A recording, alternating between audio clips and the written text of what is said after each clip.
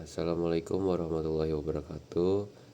Saya di sini akan menjelaskan bersama kelompok saya tentang konflik sosial, yaitu ya, tentang konflik sosial.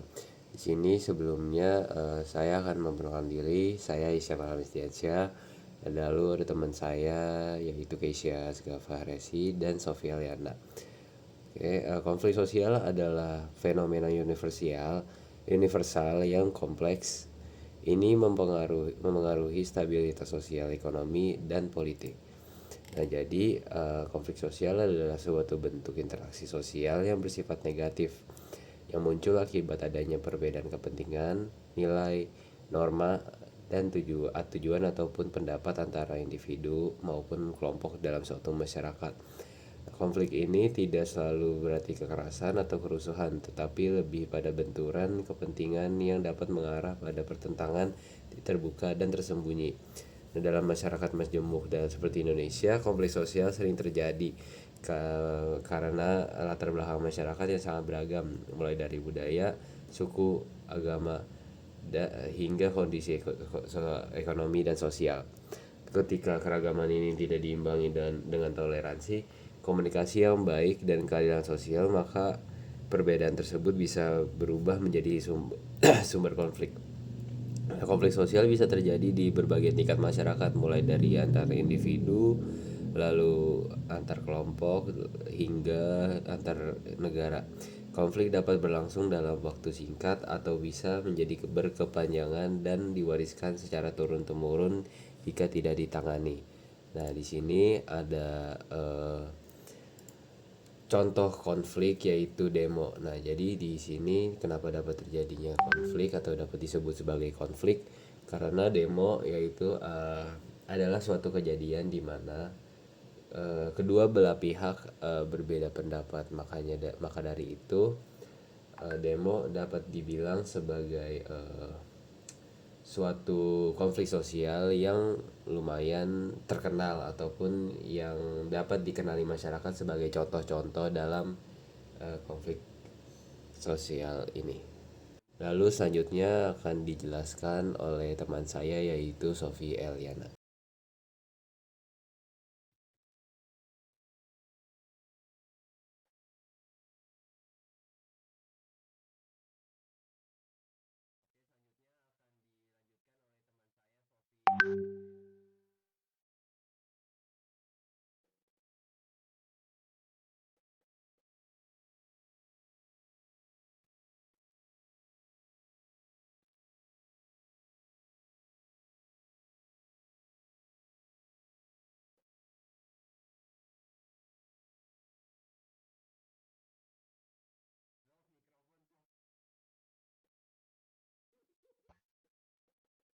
Oke, sorry. Di sini ada definisi konflik sosial, yaitu ada 4 contohnya, yaitu pertentangan, di mana konflik itu adalah antara individu dengan kelompok. Yang kedua, perbedaan karena munculnya perbedaan kepentingan, nilai, ataupun tujuan. Yang ketiga itu adalah perebutan. Nah, di sini tuh sering melibatkan perebutan sumber daya atau kekuasaannya sendiri. Nah, yang keempat itu ada ketegangan. Yang semulanya itu dicirikan oleh ketidaksepakatan atau ketegangan. Nah, yang di sini di gambar slide 4, maaf, ya. Di sini saya akan menjelaskan secara garis besarnya aja yang saya tahu tentang Lewis Kosser. Lewis A. Kosser. Nah, dia adalah seorang psikolog Amerika kelahiran Jerman yang dikenal karena pemikirannya tentang fungsi konflik sosial dalam masyarakat. Dia juga dikenal sebagai salah satu tokoh untuk mencoba menyatukan teori konflik dengan fungsionalisme struktural. Kosser juga percaya bahwa konflik sosial jika dikelola dengan baik dapat memiliki fungsi positif seperti memperkuat solidaritas internal kelompok dan memicu perubahan sosial. Nah, untuk di slide ke-5 akan dilanjutkan dengan teman saya, Keisha Askafahesi.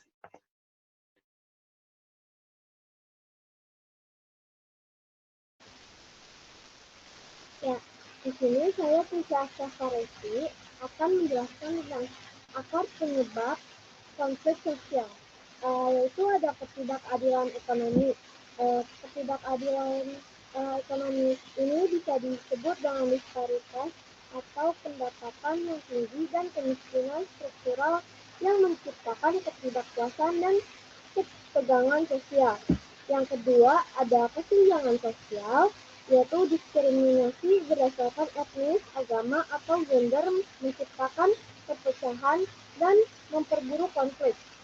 Dan yang ketiga ada perebutan sumber daya, yaitu akses terbatas terhadap sumber daya alam seperti lahan, air, atau mineral dapat memicu konflik perebutan.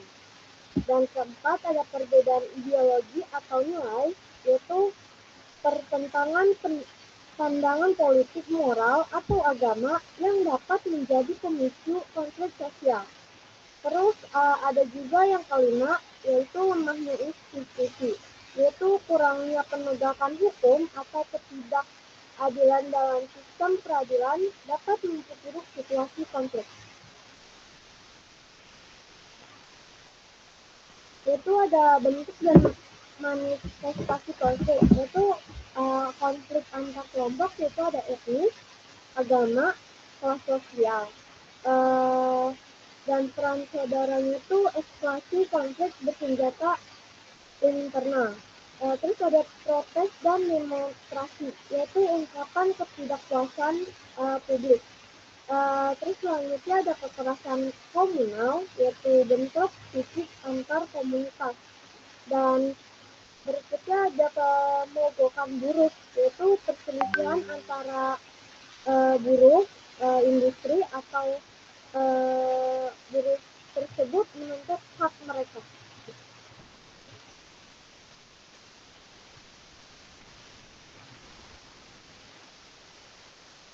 Di sini saya akan melanjutkan dari penjelasan teman saya, yaitu adanya dampak konflik sosial. Nah, jadi konflik sosial dapat memberikan dampak yang luas terhadap kehidupan masyarakat, baik dalam aspek sosial, ekonomi, politik, ataupun budaya maupun psikologis. Nah, dampak ini dapat bersifat negatif maupun positif, tergantung pada penyebab, skala, dan cara penyelesaian konflik tersebut. Nah, yang pertama di sini ada dampak negatif konflik sosial. Yang pertama adanya perpecahan dan disintegrasi sosial. Nah, konflik yang tidak terkendali dapat menyebabkan keretakan hubungan antar individu ataupun antar kelompok. Nah, bahkan bisa mengarah pada disintegrasi sosial, yaitu perpecahan dalam kehidupan bermasyarakat, seperti konflik antar suku, agama, ataupun kelas sosial. Nah, hal ini dapat merusak persatuan dan kesatuan bangsa. Yang kedua ada kekerasan fisik dan kehilangan nyawa. Jadi konflik yang bersifat destruktif itu seringkali menimbulkan tindak kekerasan, bentrokan fisik, bahkan peperangan. Ini menyebabkan banyak korban jiwa, luka-luka, dan penderitaan yang berkepanjangan. Yang ketiga adanya kerusakan infrastruktur dan lingkungan. Konflik sosial bisa menyebabkan kerusakan pada fasilitas umum seperti rumah, sekolah, tempat ibadah, dan lainnya. Selain itu, konflik yang terjadi di wilayah sumber daya alam, yaitu seperti konflik lahan atau tambang, dapat menyebabkan kerusakan lingkungan yang serius. Yang keempat, kemunduran ekonomi. Nah, dalam kondisi konflik, aktivitas ekonomi dapat terganggu. Lalu, pasar tidak berjalan, investasi menurun, dan sektor produktif terhambat. Yang kelima, adanya migrasi dan pengungsian. Konflik yang meluas bisa membuat masyarakat merasa tidak aman, maka mereka akan mengungsi ke daerah lain. Nah, hal ini dapat menyebabkan tekanan di daerah penerima pengungsi dan memicu konflik baru. Lalu ada dampak positif dari konflik sosial. Nah, meskipun dianggap negatif, dalam beberapa kondisi tertentu, konflik sosial bisa membawa dampak positif, seperti mendorong perubahan sosial. Nah, jadi konflik bisa menjadi pemicu untuk melakukan perubahan dalam masyarakat. Yang kedua, meningkatkan solidaritas kelompok. Nah, konflik yang pihak luar bisa memperkuat solidaritas dan persatuan dalam kelompok sendiri. Yang ketiga, menyadarkan adanya masalah. Yang keempat, memunculkan tokoh perubahan. Yang kelima, mendorong reformasi sistem. Nah,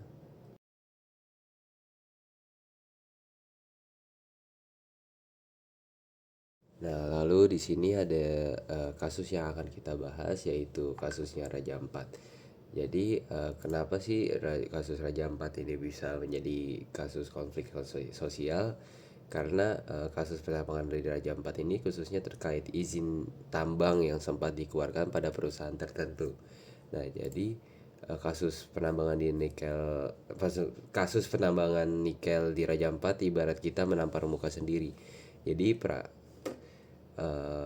Raja Ampat itu kan dianggap oleh masyarakat kita itu sebagai tempat seperti surganya dunia. Nah, makanya dari itu banyak orang yang berbeda pendapat pada masalah ini. Nah, jadi kenapa sih bisa jadi konflik sosial? Nah, faktor utamanya yaitu adanya perbedaan kepentingan antara masyarakat lokal dan perusahaan seperti saya bilang tadi.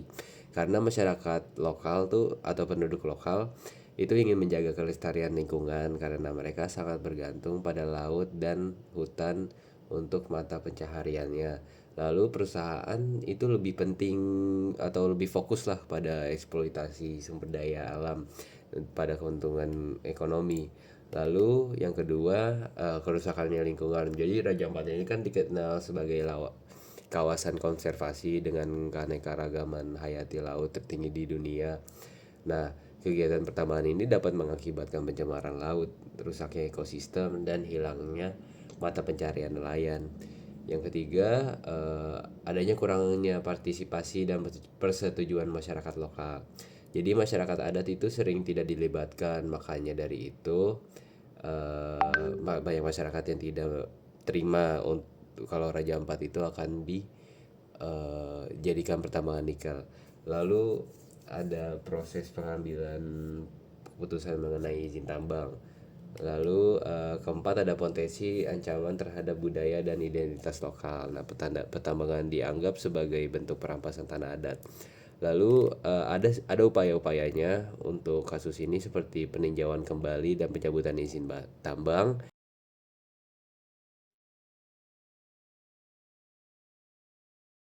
Raja Ampat, pulau yang dijuluki surga dunia terakhir di Indonesia, kini sedang terancam. Bukan oleh bencana alam, tapi oleh aktivitas tambang nikel yang mendapat izin dari pemerintah. Sejak 2017, perusahaan tambang diam-diam membuka lahan di beberapa pulau kecil Raja Ampat. Tanpa sorotan media, hutan digunduli, tanah dikeruk, laut yang dulu jernih kini keruh tertutup lumpur tambang. Bahkan terumbu karang, rumah bagi ribuan spesies laut, mulai tercemar oleh sedimen tambang. Kenapa ini bisa terjadi dan kenapa baru terungkap? Berikut fakta singkatnya. Tambang nikel di beberapa pulau kecil Raja Ampat, termasuk Gak, Kawe, Manuran, Batang Pele, dan Manya Ifun, sudah mendapat izin eksplorasi bahkan produksi sejak tahun 2017 hingga 2018. Padahal, sejak bulan Maret tahun 2024, Mahkamah Konstitusi memutuskan bahwa pulau kecil harus dilindungi dari aktivitas berbahaya, termasuk tambang. Namun, izin tambang tetap dikeluarkan hingga akhir tahun 2024, meski konstitusi sudah jelas melarangnya. Dari video tadi sudah adanya penjelasan kalau masyarakat di situ tidak setuju untuk Raja Ampat itu dijadikan pertambangan nikel karena bisa saja menjadikan kehidupan biota laut di Raja Ampat ini menjadi punah ataupun rusak. Nah, lalu ada juga konstitusi yang sudah disebutkan tadi kalau konstitusi memiliki sebuah kuasa atau yang dapat dibilang seperti undang-undang lah untuk pertambangan nikel ini, agar kalau pertambangan nikel itu harus diberikan izin kepada pemerintah dan juga warga sekitar. Tetapi pertambangan nikel di Raja Ampat ini telah disahkan oleh pemerintah sekaligus Bapak Presiden, tetapi tidak disertakan oleh rakyat warga lokal di tempat-tempat tersebut. Maka dari itu pertambangan nikel di Raja Ampat ini perlu adanya pencabutan izin dan distribusi ataupun partisipasi dari masyarakatnya. Lalu di sini akan dilanjutkan oleh teman-teman saya yang juga tidak setuju Raja Ampat dijadikan pertambangan nikel. Oke, menurut saya sendiri kesimpulan dari dilema antara kasusnya Raja Ampat itu yaitu kepentingan ekonomi dan perlindungan lingkungan serta sosial. Nah, karena adanya kasus tersebut itu perlu adanya analisis komprehensif dan keterlibatan semua pihak untuk mencapai keputusan yang adil dan berkelanjutan. Pemerintah juga diminta untuk lebih berhati-hati dalam menerbitkan izin tambang dan memastikan bahwa kepentingan masyarakat dan lingkungan terjaga. Seperti itu. Oke, sekian dari kelompok saya. Terima kasih udah menonton dan mendengarkan. Wassalamualaikum warahmatullahi wabarakatuh.